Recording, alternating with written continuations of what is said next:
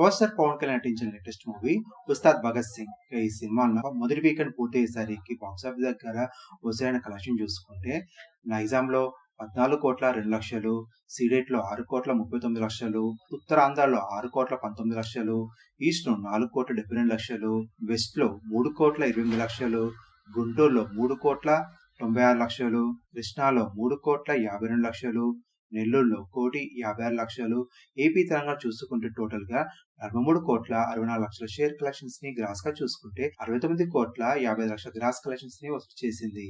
ఇక Karnataka, rest of ఇండియాలో 3,15,00,000, overseas లో 3,65,00,000, టోటల్ వరల్డ్ వైడ్ గా చూసుకుంటే 50,44,00,000 షేర్ కలెక్షన్స్ ని గ్రాస్ గా చూసుకుంటే 85,60,00,000 గ్రాస్ కలెక్షన్స్ ని వసూలు చేసింది.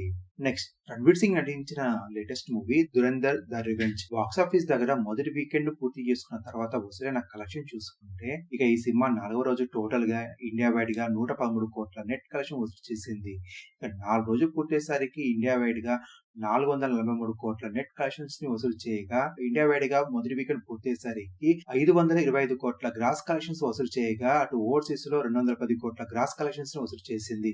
ఇక 4 రోజులు పూర్తయ్యేసరికి వరల్డ్ వైడ్ గా 735 కోట్ల గ్రాస్ కలెక్షన్స్ వసూలు చేసి సంచలన రికార్డ్ ని క్రియేట్ చేసింది ఈ సినిమా.